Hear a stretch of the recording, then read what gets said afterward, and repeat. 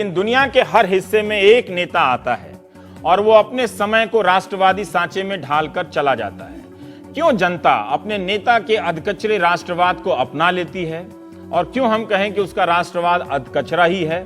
किताबी राष्ट्रवाद को छोड़ देती है जनता, क्यों? क्या इसलिए कि वो सिर्फ अनजान है?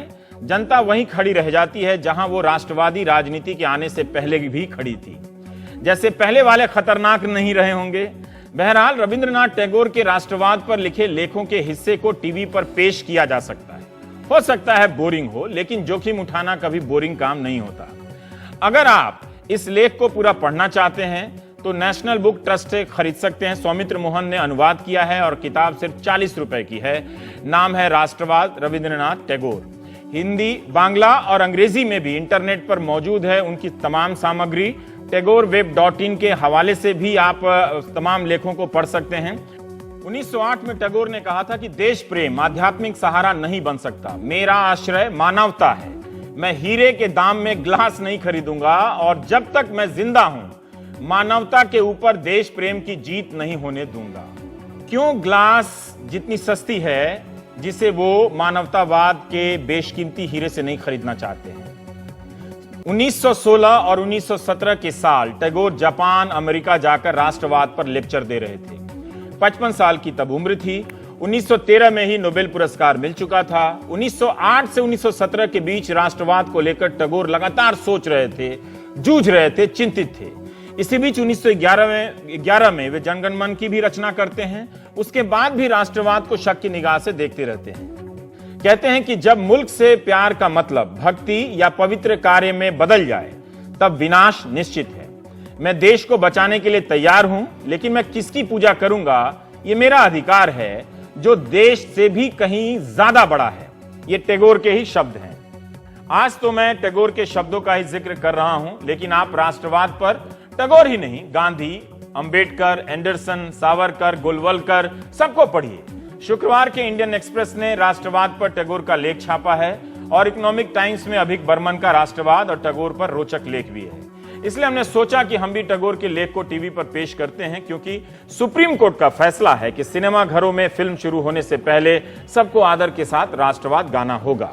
इस फैसले की खूब समीक्षा हो रही है, तारीफ भी और आलोचना भी हो रही है कि सिनेमा हॉल के भीतर जाते ही क्या राष्ट्रवाद कम हो जाता है? हाथ में पॉपकॉर्न और तमाम तरह के शीतल पेय लेकर हम खड़े हैं और राष्ट्रवाद गा रहे हैं, वो नीचे कहां रखेंगे? इस तरह की बातें हो रही हैं कि राष्ट्रवाद क्या सिनेमा हॉल में कम हो जाता है, जिसके बढ़ाने के लिए राष्ट्रगान की जरूरत है। सारी उम्मीदें सिनेमा देखने जाने वालों से ही क्यों हो रही है? संसद से लेकर रेलवे स्टेशन पर क्यों ना राष्ट्रगान हो? कई लोग इस फैसले पर चुप हैं तो कईयों को इससे ऐतराज नहीं है।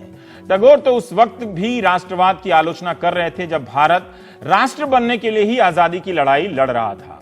अनिरुद्ध घोषाल ने लिखा है कि इंडियन एक्सप्रेस में कि टैगोर की रचना राष्ट्रवाद की सर्वोच्च प्रतीक है, लेकिन टैगोर खुद राष्ट्रवाद को मानवता के लिए खतरा मानते थे।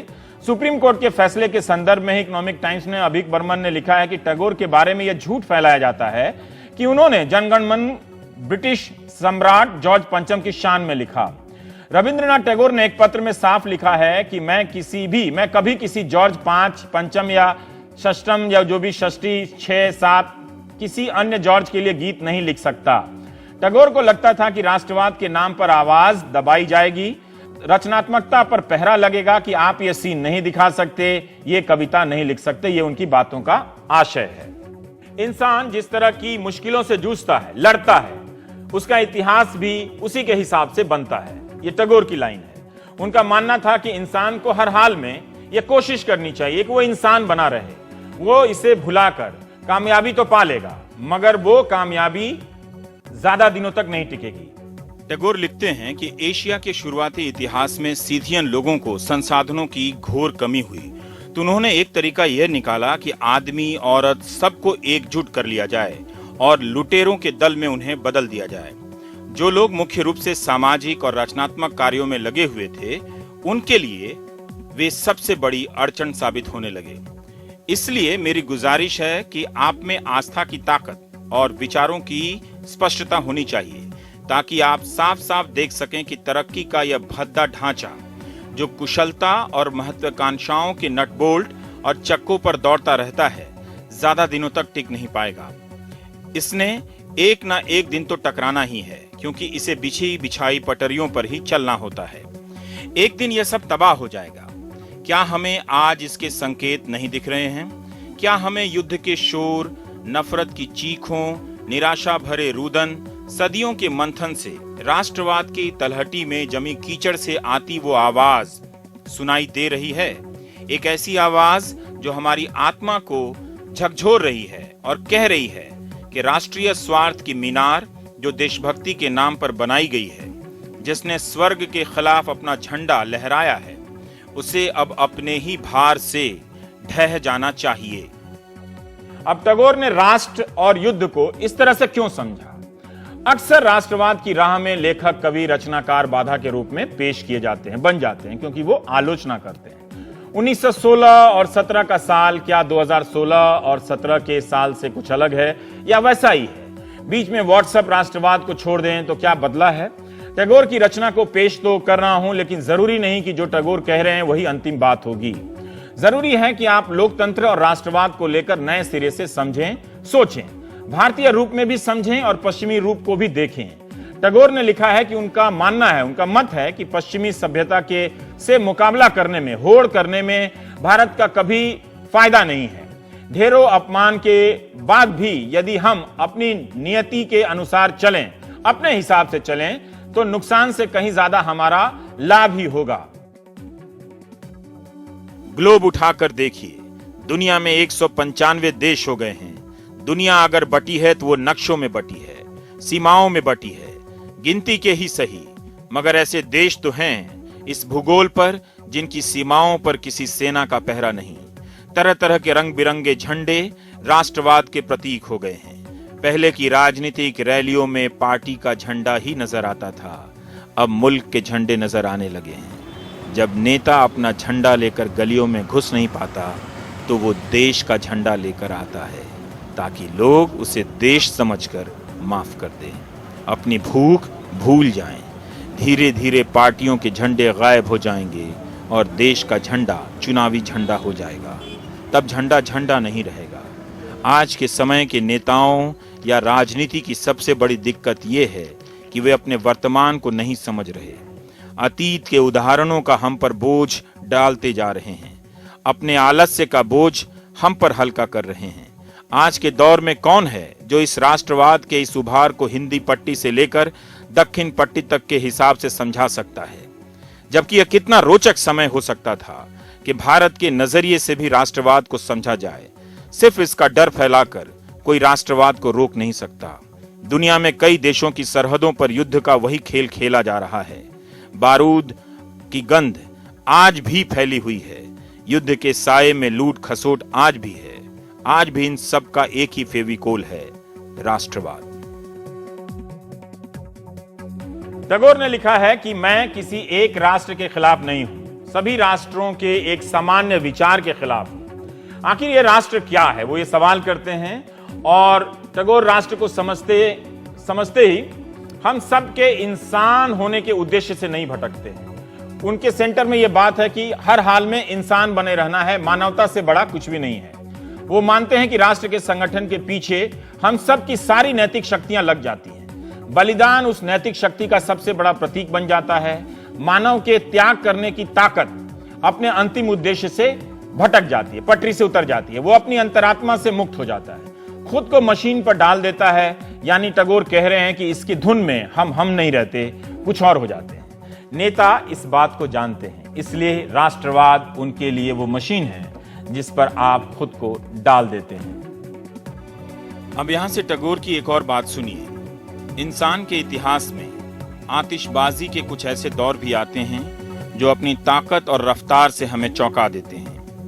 ये न केवल हमारे घर में रखे छोटे छोटे दियों का मजाक उड़ाते हैं, बल्कि सृष्टि की शुरुआत का भी मजाक उड़ाते हैं। लेकिन इस तड़क भड़क और दिखावों से घर के दियों को बुझने मत दीजिए। हमें इस तिरस्कार को धैर्य के साथ सहना होगा कि इस आतिशबाजी में आकर्षण तो है, लेकिन ये ज्यादा देर तक टिकने वाली नहीं है, क्योंकि इसकी शक्ति इसकी आग तक ही सीमित है। इसके बुझते ही वो समाप्त हो जाती है। तो मैं इस बोझ से हल्का हो रहा हूं कि टीवी पर टैगोर के लेख पेश किए नहीं जा सकते। उनके पूरे लेखों को तो पेश नहीं किया, यहाँ वहाँ से अनुवाद करके किताबों से देखकर पेश किया, जिनकी रचना आज भी किसी नेता के भाषण से ज्यादा गाई जाती है। फिर भी टैगोर के प्रेमी क्या उस मानवतावाद को प्राप्त कर सके जिसके लिए टैगोर ने राष्ट्रवाद तक को नहीं बख्शा। आदर्श लोकतंत्र और आदर्श इंसान का आज तक इंतजार है। शायद इसलिए भी टैगोर को फिर से पढ़ना जरूरी है। दरअसल हम सब बचते बचाते निकल जाना चाहते हैं। व्हाट्सएप पर अफवाहों का कचरा फैलाकर खुद को राष्ट्रवादी समझ बैठते हैं। पूरी दुनिया में राष्ट्रवाद की भावना भरने वाले आ गए हैं। जल्दी ही अर्थशास्त्री की तरह राष्ट्रशास्त्री पैदा कर दिया जाएगा। जैसे गरीबी रेखा से नीचे के लोगों की पहचान होती है, वैसे ही राष्ट्रवाद की भावना से नीचे के लोगों की पहचान की जाएगी। उन्हें जेल में डाला जाएगा, उन्हें सजा दी जाएगी, सड़कों पर मारा जाएगा। बुनियादी सुविधाओं से जुड़े सवालों को राष्ट्रवाद की घोर कमी से ढक दिया जाए, यह सुविधा सिर्फ नेताओं के पास होती है। टैगोर राष्ट्रवाद के पश्चिमी मॉडल को स्वीकार नहीं करना चाहते थे। भारत में उनके बाद और उनके समय में भी कई विचारकों ने अलग अलग तरीके से सोचा, इसी तरह से सोचा कि भारत का अपना मॉडल क्या हो। मगर भारत में भी आज तक ना तो लोकतंत्र का कोई भारतीय मॉडल है, ना अर्थतंत्र का, तो राष्ट्रवाद का कैसे हो सकता है। इसलिए यह डर वाजिब है कि पश्चिम के राष्ट्रवाद के गर्त से निकला हिटलर कहीं भारत ना आ जाए। इस डर से बड़ा डर यह है कि भारत का अपना कोई मॉडल नहीं है। हिंदी बोलने से आप देसी नहीं हो जाते। सवाल है कि क्या आप पश्चिम के उन बड़े कॉरपोरेशन की ही भाषा हिंदी में तो नहीं बोल रहे हैं?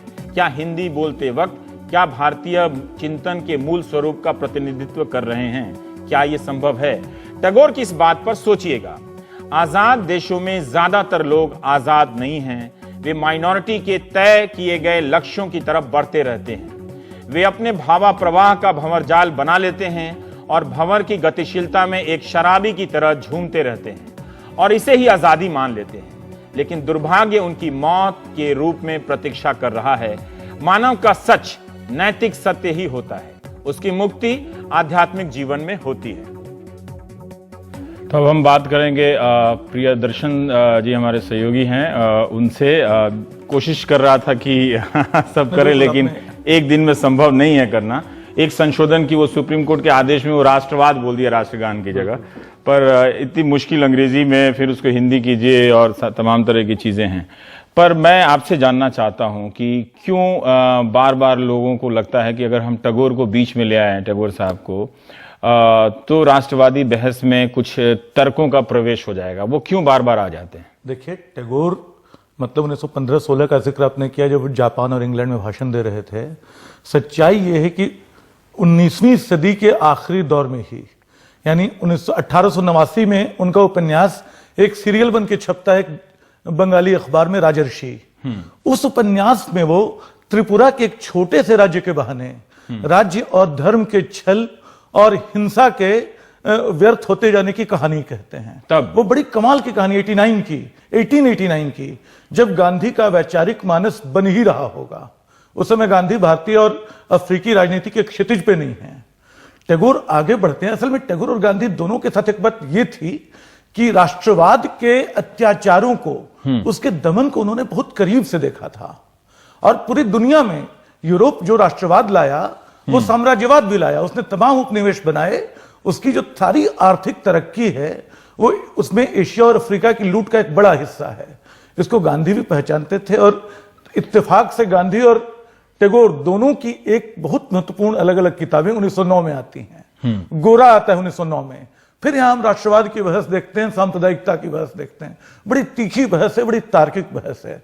और गांधी हिंद स्वराज लेकर आते हैं, जिसमें बोलते हैं कि हमको मतलब सिर्फ अंग्रेजों से आजादी इसलिए नहीं चाहिए कि हम अपना देश बना सकें। क्या आपको लगता है कि जो भी टैगोर का इस्तेमाल करते हैं, जो लेख छापते हैं, उनको ये यकीन है कि अगर टैगोर के लेखों का पत्ता अगर रख दिया जाए राष्ट्रवाद की बहस की मेज पे, तो वो इक्के का पत्ता है, वो जीत सकते हैं बाजी को? ऐसा है क्या? मतलब ये बाजी जीतने का मामला नहीं, लेकिन टैगोर ये समझने में मदद करते हैं कि हम राष्ट्र को किस चश्मे से देखें। देखिए, हमारी पहचान की बहुत सारी परतें होती हैं। हम एक व्यक्ति भी हैं, एक परिवार का हिस्सा भी हैं, अपने शहर के बाशिंदे भी हैं। हिंदुस्तान के किसी भी शहर में चले जाइए, अपने आप को गर्व करने वाला आदमी मिल जाएगा। कह रहे मैं तो मेरठ का हूं जी, तुमने देखा नहीं होगा, मैं अलीगढ़िया हूं। हाँ, फिर आगे बिहार बंगाल बढ़ता है, फिर हिंदुस्तान बढ़ता है। ठीक है। आप एशिया में जाते हैं तो पूरे हिंदुस्तान के नुमाइंदे होते हैं, और यूरोप जाके हो सकता है आप एशियाई हो जाएं, धरती के बाहर जाके अब धरती के नुमाइंदे हो जाते हैं। हमारी पहचान बहुत बड़ी पहचान है, और इस पहचान को किसी इकहरी पहचान की कड़ाही में अब खौला के कोई एक पिंड तैयार क्या खतरा है? देखिए, कई बार ये बोला जाता है कि जैसे अब राष्ट्रगान के बहाने ही कहा गया कि इस तरह से आप समाज का एक तरह से सैन्यकरण कर रहे हैं कि आप बिना गाए इसे आप देशभक्ति का प्रमाण नहीं दे सकते। पर अगर कोई राजनीतिक दल ये कहता है, राजनेता कहता है कि मैं ये भावना जगा रहा हूं क्योंकि हमें देश का विकास करना है, तो इसमें अगर कोई नौजवान ये सोच रहा है कि हाँ ये तो ठीक ही बात है, तो इसमें समस्या क्या है? देखिए, समस्या उसके सिर्फ ये है, मुझे सुप्रीम कोर्ट के फैसले के बारे में कुछ नहीं कहना है, राष्ट्रगान से हम किसी को एतराज नहीं है, लेकिन जब आप किसी चीज को थोपते हैं, जब आप बोलते हैं कि राष्ट्रगान गाना होगा तुमको, तो आप हमारी लोकतांत्रिक आजादी को थोड़ा संकरा कर रहे होते हैं।